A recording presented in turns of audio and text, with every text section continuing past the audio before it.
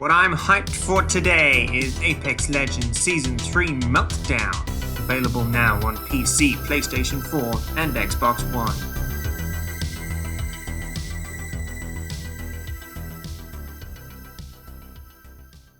The Battle Royale genre is an interesting one.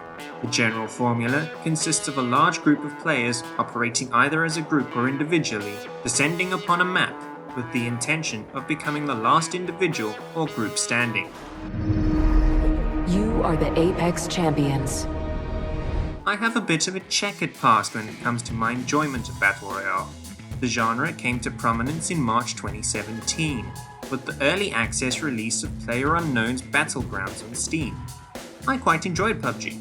Well, as much as someone can enjoy playing a game on low settings, at 30 frames per second, before your potato would turn into a crisp otherwise. But I fell off PUBG after a while. Half a year later, Epic Games released the phenomenon to be Fortnite Battle Royale. Fortnite would proceed to take over the gaming world, with the free-to-play game being played by over 250 million people by March 2019. I preferred the aesthetic and general feel of Fortnite to PUBG, but never really got invested into it, as games like Overwatch still managed to hold my attention instead. On the 4th of February 2019, Apex Legends just suddenly arrived, with Titanfall developer Respawn Entertainment essentially shadow dropping it onto PC, PlayStation 4 and Xbox One. Featuring different characters and abilities, Apex was a battle royale that featured hero shooter elements. As a big fan of Overwatch, this quite appealed to me. And the gameplay appealed to me too.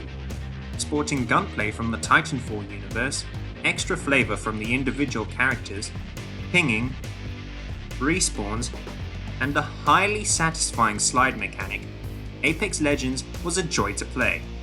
And I had a blast for the first couple of months playing it with my best friends, Mike, Brian, Jack, Lauren, Alex, and Blessing. Talking about Alex and Blessing, if you want to keep up to date with all the weird and wonderful goings-on from within the Apex universe, check out OK Beast's Jumpmaster podcast. However, come Season 1 of Apex's Battle Pass, Wild Frontier, I was kind of let down by the offering of the cosmetics, and so wasn't really interested in getting it. My interest in the game ultimately just kinda dropped off. Developer Respawn wanted to focus on the health of their employees over the need to update their game more frequently, and while I felt the effects of that during Season 1, I really appreciate that that's how they went about things. I would much rather have the developers living more balanced lives than having to update the game more frequently.